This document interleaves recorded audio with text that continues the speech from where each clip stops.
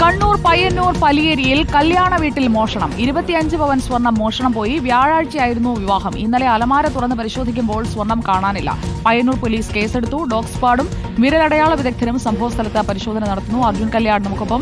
അർജുൻ കല്യാട്, വിവാഹത്തിന് തൊട്ടു മുൻപാണ് ഈ മോഷണം നടന്നിരിക്കുന്നത്. എന്തൊക്കെയാണ് ഇപ്പോൾ സംശയിക്കുന്നത്?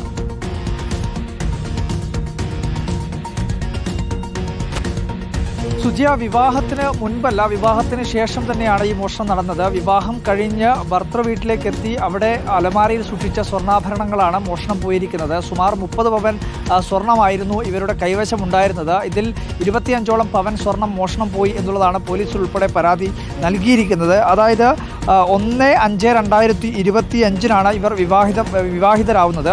അതിനുശേഷം ഭർത്താവിൻ്റെ വീട്ടിലേക്ക് എത്തുന്നു.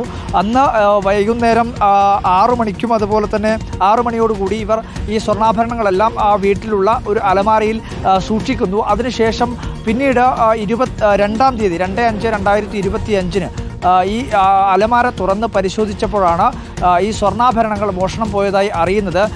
എന്താണ് സംഭവിച്ചതെന്ന കാര്യത്തിൽ ആർക്കും തന്നെ ഒരു വ്യക്തതയില്ല. അലമാര കുത്തി തുറന്നതായിട്ടോ അല്ലെങ്കിൽ അത്തരത്തിൽ വലിയ രീതിയിൽ സാധാരണ രീതിയിൽ കുത്തി തുറന്ന് ഒരു അലങ്കോലമായി ഇടുന്ന ഒരു സാഹചര്യം അവിടെ ഉണ്ടായിട്ടില്ല എന്നുള്ളതാണ് മനസ്സിലാക്കാൻ വേണ്ടി കഴിയുന്നത്. എന്തായാലും ഈ സംഭവത്തിൻ്റെ ഭാഗമായി പോലീസിൽ 2-ാം തീയതി തന്നെ പരാതി നൽകിയിരുന്നു. അതിൻ്റെ അടിസ്ഥാനത്തിൽ പോലീസ് അവിടത്തേക്ക് എത്തി പരിശോധന ഇപ്പോൾ നടത്തിക്കൊണ്ടിരിക്കുകയാണ്. ഡോഗ് സ്ക്വാഡും വിരലടയാള വിദഗ്ധരുമൊക്കെ അവിടത്തേക്ക് എത്തിയിട്ടുണ്ട്, പരിശോധന നടത്തിക്കൊണ്ടിരിക്കുകയാണ്.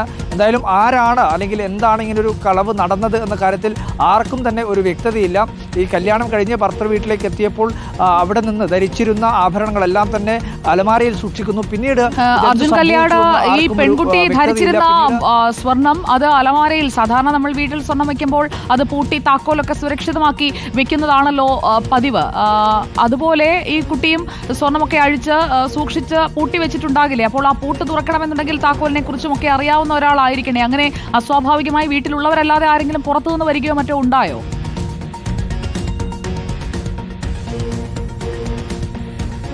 സുജിയ, അത്തരത്തിൽ ഒരു അനുമാനങ്ങൾക്കും നമുക്ക് ഈ ഒരു അവസരത്തിൽ മുതിരാൻ വേണ്ടി കഴിയില്ല. എന്തായാലും ഈ താക്കോൽ ഉപയോഗിച്ചുകൊണ്ട് ഈ അലമാര പൂട്ടിയിട്ടുണ്ടായിരുന്നു എന്നുള്ള കാര്യമാണ് പറയുന്നത്. പക്ഷേ വീട്ടിനകത്തു നിന്നുള്ള ആളാണോ അല്ലെങ്കിൽ പുറമേ നിന്ന് എത്തിയ ആരെങ്കിലും ആണോ, അല്ലെങ്കിൽ ഈ വിവാഹത്തിൻ്റെ ഭാഗമായി, അതായത് ഈ വിവാഹം കഴിഞ്ഞു കഴിഞ്ഞാൽ സ്വാഭാവികമായും ഒരുപാട് പേർ വിരുന്നിനും കാര്യങ്ങളും ഒക്കെയായി അവിടത്തേക്ക് എത്താറുണ്ട്. അപ്പോൾ അങ്ങനെ ആരെങ്കിലുമൊക്കെ കയറി വന്നതാണോ, അല്ലെങ്കിൽ ഈ രാത്രിയിൽ മോഷണം സാധാരണ മോഷ്ടാവ് തന്നെ മോഷ്ടിച്ചതാണോ തുടങ്ങിയിട്ടുള്ള കാര്യങ്ങളൊന്നും തന്നെ ഒരു വ്യക്തതയില്ല. എന്തായാലും അതിൽ ഒരു അന്വേഷണം ഇപ്പോൾ പോലീസ് ആരംഭിച്ചിട്ടുണ്ട്.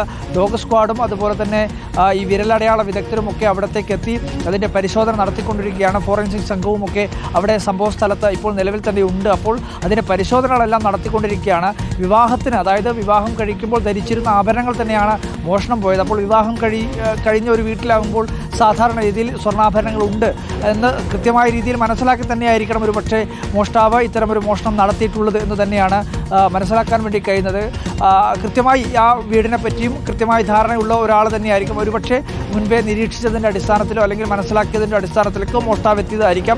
അല്ലെങ്കിൽ ഒരുപക്ഷെ ഈ പറയുന്ന വീടും പരിസരങ്ങളും ആ വീട്ടുകാരെയും ഒക്കെ കൃത്യമായി അറിയുന്ന ഒരാളായിരിക്കാം മോഷണം നടത്തിയത് എന്നുള്ള ഒരു കാര്യം മാത്രമാണ് പറയാൻ വേണ്ടി കഴിയുക. ഒരു കൃത്യമായ ഒരു ഇന്നതായിരിക്കാം എന്ന ഒരു അനുമാനത്തിലേക്ക് എത്താൻ പാകത്തിലുള്ള സൂചനകളൊന്നും തന്നെ പോലീസിന് ലഭിച്ചിട്ടില്ല എന്നുള്ളതാണ് മനസ്സിലാക്കാൻ വേണ്ടി കഴിയുന്നത്. എന്തായാലും അന്വേഷണം നടത്തിക്കൊണ്ടിരിക്കുകയാണ്.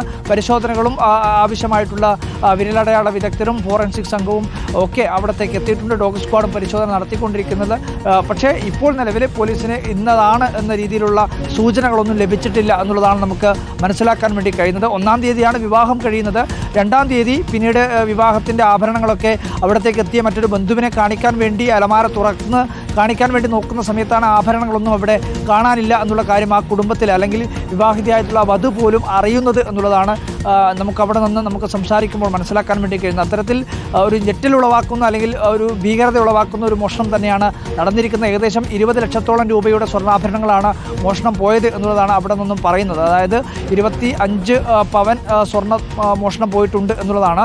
20 ലക്ഷത്തോളം രൂപയുടെ സ്വർണ്ണാഭരണങ്ങളാണ് മോഷണം പോയത് എന്നുള്ളതാണ് അവർ വ്യക്തമാക്കുന്നത്. മനസ്സിലാക്കുന്നത് 30 പവനോളം സ്വർണം ഉണ്ടായിരുന്നു സുമാർ എന്നുള്ളതാണ് FIR ഉൾപ്പെടെ രേഖപ്പെടുത്തിയിരിക്കുന്നത്. അതിൽ 5 പവനോളം സ്വർണം അവിടെ ഉണ്ട് എന്നുള്ള കാര്യം കൂടി മനസ്സിലാക്കുന്നുണ്ട്.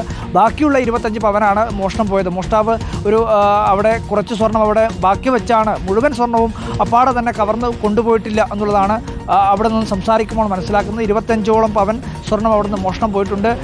ബാക്കി വരുന്ന അല്ലെങ്കിൽ ആ സ്വർണ്ണാഭരണങ്ങളുടെ ഒരു ഭാഗം അവിടെ ബാക്കി വെച്ചതിന് ശേഷം 25ഓളം പവൻ സ്വർണം കവർ ചെയ്യുകയാണ് ഉണ്ടായിട്ടുള്ളത് എന്നുള്ളതാണ് നമുക്ക് മനസ്സിലാക്കാൻ വേണ്ടി കഴിയുന്നത്. സുജിയ.